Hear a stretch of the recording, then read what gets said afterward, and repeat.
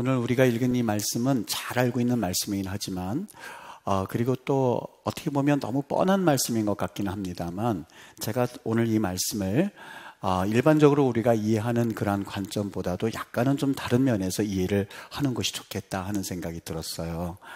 특별히 이 말씀은 이 맥락을 좀 우리가 이해를 해야만 하는데요. 이 당시에 이 말씀이 기록되어졌던 당시의 시대적 상황이 어떠했냐면 로마 제국이 이 전 세계를 정복해서 소위 말하면 이 팍스 로마나라고 그러죠. 이 로마의 통치와 권력과 힘에 의하여서 전 세계가 그나마 평화한 것처럼 보이는 이 팍스 로마나 그런 시대였었습니다.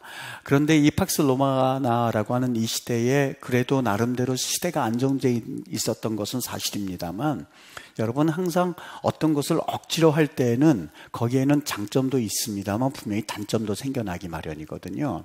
이 팍스 로마나 시대, 로마가 지배하고 있다 보니까 그 당시 각각 나라가 가지고 있었던 나름대로 전통적 가치관이 있었는데 그 가치관이 사실 흔들흔들거리기 시작했습니다. 어떤 예를 들어서 물기를 갑자기 확 바꾼다든지 그러면 생태계 변화가 오는 것처럼 나름대로 각 나라마다 자신들의 어떤 고유의 전통이 있지 않겠습니까?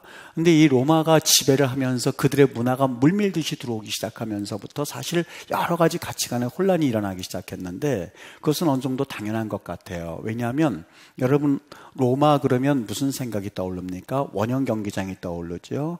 원형 경기장에서 그들이 이 스포츠를 할 때에 그냥 했나요? 옷을 벗고 거의 뭐 그 당시에는 실오라기 하나 걸치지 않고 사실 이런 경기를 자주 했었다고 그래요. 그러다 보니까 여러분 이 로마 경기장 안에서 이 젊은이들의 육체가 상품화되기 시작했었던 거죠. 로마식 체육 방법이었었죠. 지금도 에베소에 가서 보면 이런 것이 상품화되어서 점점 어떻게 발전했냐면 그 경기장 뒤편에서는 퇴폐 문화, 사실 어떤 자신의 성적인 욕구를 풀기 위한 여러 가지 좁은 방들이 다 만들어져 있어서 사실 이 성적 문화의 타락을 이끄는 하나의 주범이 되기도 했었습니다. 소아시아의 수도와도 같았었던 이 에베소에서는 심지어는 이 아테미의 신전이 하나의 중심적인 이 종교 타락의 문화가 되어서 이 음행하는 것을 합법화해주는 하나의 그 통로가 되기도 했었던 거예요. 그러다 보니까 여러분 당연히 성적인 타락이다 보면 뒤따라오는 게 뭐예요?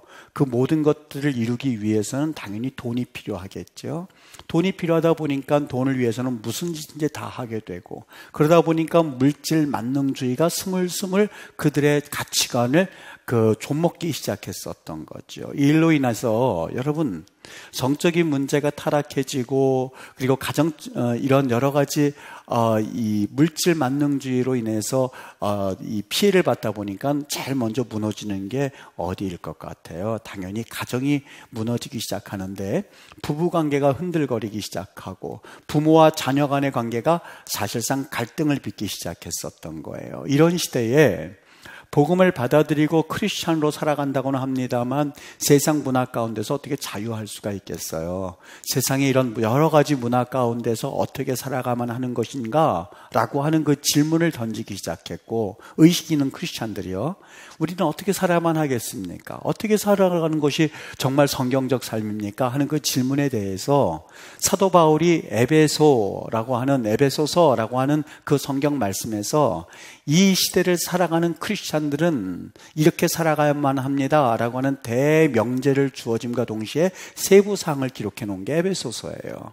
대명제가 하나가 있는데 그 말씀이 뭐냐면 바로 에베소서 5장 21절 말씀이거든요. 그 대명제라고 하는 것은 그리스도를 경외함으로 너희들이 그리스도를 경외함으로 세상에서는 갑과 을의 관계가 철저히 되어서 갑이 을을 지배하고 을은 갑의 지배하에 들어가 있지만 뭐라고 돼 있어요? 피차 복종하라 이렇게. 여기 피차라고 하는 것은 서로서로 복종하라. 세상의 가치관과 세상의 관념과는 사실상 맞지 않는 그러한 대명제를 주었던 거예요. 그리스도를 경외함으로 피차 복종하긴 복종하는데 이 복종은 그냥 갑을과의 관계가 아니에요. 있잖아요. 갑이 을에게, 을이 갑에게 하는 관계가 아니라 그리스도를 경외함으로 나타나는 자연스러운 현상이었었던 거예요. 그러니까 우리가 읽은 6장 바로 앞장에서는 그 남편과 아내와의 관계에 대해서 말씀해 주고 있는데, 남편은 아내를 그리스도가 교회를 사랑하는 것 같이, 그리고 이 성도가 예수님을 사랑하는 것 같이 남편과 아내가 서로 사랑하라라고 되어 있습니다만, 이 에베소서 5장 21절의 대명제에서 크게 벗어나지 않아요. 서로 복종하라는 거예요. 서로 복종하라는 거예요. 그 말씀을 하고 나서 6장에서는 이제 그렇다면 자녀들아 이렇게 이야기합니다. 자녀들아, 이 부모와의 관계를 어떻게 해야만 할 것인가 라고 하는 그 이야기를 해줬는데, 우리가 너무나 잘 알고 있는 말씀, 부모를 공경하라, 부모에게 순종하라. 여러분, 이 말씀이 우리가 몰라서가 아니라 너무 잘 알고 있는데, 이 말씀 뒤에 있는 말씀을 우리가 한번 주의 있게 보셔야만 합니다. 이것이 옳으니라 라고 되어 있거든요. 여러분, 이것이 옳다라고 하는 것을 우리가 잘 한번 염두에 두고 봐야 되는데, 이 사도 바울이 이것이 옳다라고 한 것은 단순히 윤리적인 문제 때문에 부모에게 공경하라고 한다든지, 아니면 그들이 윤리적인 문제 때문에 부모에게 순종하라는 말 그 이상의 의미가 담겨져 있어요. 이것은 단순히 윤리적인 문제 때문에 부모를 공경하고 순종하라는 말이 아니라 이것이 창조 질서에 맞다고 하는 거예요. 이것이 하나님이 창조해 놓은 이 세상 질서에 맞다, 부모를 공경하고 부모에게 순종하는 것, 이것이 창조 질서에 들어가는 원리야 라고 하는 말이었거든요. 사실 여러분, 부모님께 순종하고 부모님을 공경하는 문제는 영적인 문제와 굉장히 밀접하게 연관되어 있다는 것 아십니까? 로마서 1장 28절에 보면, 또한 그들이 마음에 하나님 두기를 싫어하며 하나님께서 그들을 그 상실한 마음대로 내버려 두사 합당하지 못한 일을 하게 하셨는데, 그래서 어떤 현상이 일어나는지 아십니까? 그들이 마음에 하나님 두기를 싫어하다 보니까 하나님이 그냥 내버려 두어서 그 다음에 무슨 현상이 일어났는지 아세요? 로마서 그 다음 1장 29절부터 31절을 보면 그 다음 무슨 일이 일어나냐면, 곧 모든 불의와 추악과 탐욕과 악의가 가득한 자요, 시기, 살인, 분쟁, 사기, 악독이 가득한 자요, 수군수군하는 자요, 비방하는 자요, 하나님께서 미워하시는 자요, 능력하는 자요, 교만한 자요, 자랑하는 자요, 악을 도모하는 자요, 그 다음에 부모를 거역하는 자요. 하나님 두기를 싫어했더니 그 다음 나타난 현상이 뭐예요? 부모를 거역한다는 거예요. 영적인 문제와 연관이 되어 있기 때문에 그래요. 여러분, 부모를 거역하는 일과 하나님과의 관계가 무슨 상관이란 말입니까? 그런데 영적인 문제에 의하면, 이 창조 질서에 의하면 하나님 두기를 싫어하는 사람들의 대표적으로 나타나는 현상이 부모를 거역한다고 하는 거예요. 아이에게 예수님의 얼굴을 그리라고 했더니 어느 유치부에서 아이가 그냥 크레용으로 예수님 얼굴에다 그냥 새까맣게 칠해 놓더랍니다. 그거 손으로 찍찍 그어 놓더랍니다. 선생님이 깜짝 놀라가지고 얘가 왜 이런가 하고선 그 아이를 데리고 같이 그 집을 찾아갔다고 해요. 그랬더니 그 아버지가 술을 마시고 어머니는 도망가고 아이는 가난한 할머니와 함께 살더라는 거예요. 그러니까 이 할머니가 자기 아들이 술 먹고 그냥 저렇게 이 폭력을 휘두르고, 그리고 며느리는 도망을 가다 보니까 이 할머니가 엄마 아빠에 대해서 그냥 욕을 해대는 거예요. 그 욕을 먹고 자라는 아이가 교회에 와서 예수님의 얼굴을 그려놓고 색칠하라고 그랬더니 여기에 색칠하는 게 아니라 검은 술로 쭉쭉 꺼놓고 검은색으로 칠하고 있더라고 하는 거예요. 여러분, 부모님이 제가 해외 나가서 공부하는 아이들 보면은요, 이 아이들 그래도 여러 가지 고생을 하긴 합니다만 그래도 특별한 경험을 하는 애들 아니겠습니까? 그런데 이 아이들이요, 한결같이 동일하게 힘들어하는 내용이 있습니다. 어떤 내용이냐면, 이 정신적인 아픔, 이 상처는요, 사실 육체적으로 아픈 것도 힘들고 괴롭습니다만 정신적인 상처를 받고 정신적인 아픔을 겪는 것이 얼마나 힘이 드는지 모릅니다. 여러분을 한번 이렇게 얘기한 적이 있어요. 여러분의 마음을 나타내는 표현 가운데서 소외감과 또 한국에서 어땠는지 모르겠지만 여기 이곳에 와서 나타나는, 언어를 못해서 나타나는 거, 열등감, 그리고 많은 이 기대하는 사람들이 있기 때문에 포기하지도 못하고 그리고 행하지도 못하고 이 포기하고 싶어하는 마음, 그 좌절감, 심지어는 그 사이에서 왔다 갔다 하다가 자살하고 싶은 이 충동, 이 5가지 이 중에서 최소한 나는 3가지 이상의 감정을 느껴본 사람 손 들어보라고 했더니 여러분 수많은 청년들이 손을 들었거든요. 그 중에서 한번 물었습니다. 이 손을 든 사람들 가운데서 부모와의 문제로 인하여서 항상 전화할 때마다 갈등이 있는 사람, 그래서 부모를 죽이고 싶을 만큼 용서하지 못하고 괴로워하는 사람, 그것이 상처가 된 사람 손 들어봐 했더니요, 여러분 놀라지 마세요. 70 내지 80% 이상의 청년들이 그냥 손을 내리지 않고 서 있었어요. 무슨 얘기겠습니까? 표면적으로는 신앙생활을 하는 것 같아요. 표면적으로는 교회에 그래도 그냥 다니긴 다녀요. 왜요? 그것이 습관화되었고, 그리고 사실 거기에서는 한인 커뮤니티가 그나마 교회니까 교회는 옵니다만 70 내지 80% 이상이 하나님과의 올바른 관계를 맺지 못하고 있고, 맺지 못하고 있는 아이들 가운데서 70 내지 80% 되는 아이들이 부모의 관계에서 사실상 아름다운 관계를 경험해보지 못했던 애들이에요. 2012년도서부터 16년도까지요. 이걸 매일 조사할 수가 없으니까 이 국회 교육문화체육관광위원회에서 이 발표를 했는데요. 2012년도부터 16년도까지 초중고생 자살한 아이들이 5년 동안 몇 명이나 되는지 아십니까? 저 정말 깜짝 놀랐어요. 글쎄 자살한 애들이 친문에 있으니까 그래 많아도 한 50명 정도, 1년에 50명, 그것도 많지, 이런 생각을 했었거든요. 12년도서부터 16년도 5년 동안에 초중고생 자살한 아이들이 600명이 된대요.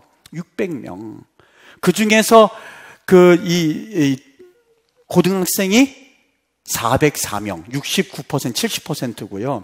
중학생이 156명, 26%, 초등학생도 있대요. 21명, 3%가 된다는 거예요. 100명 중에서 3명은 초등학생이 자살을 한다는 거예요.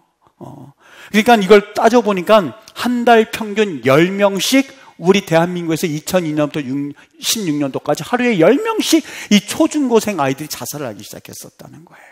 도대체 이것에 대해서 우리가 어떻게 이거를 생각해 봐야 될까?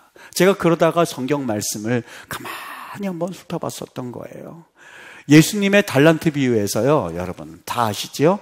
5달란트, 2달란트, 1달란트인데 잘 장사를 해서 10달란트 남기고, 장사를 잘해서 2달란트를 남기고, 그리고 1달란트 그냥 묻어두었어요. 10달란트 남긴 사람, 4달란트 남긴 사람, 이 사람에겐 예수님이 정말 칭찬을 해주셨어요.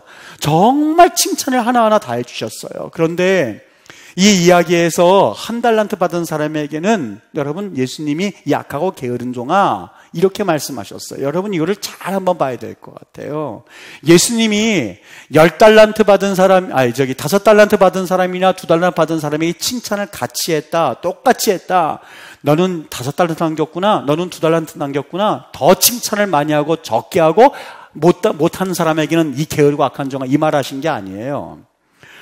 5달란트를 남겼든 2달란트를 남겼든 예수님 보시기엔 똑같은 거예요. 같은 거예요. 차별을 두지 않으셨어요.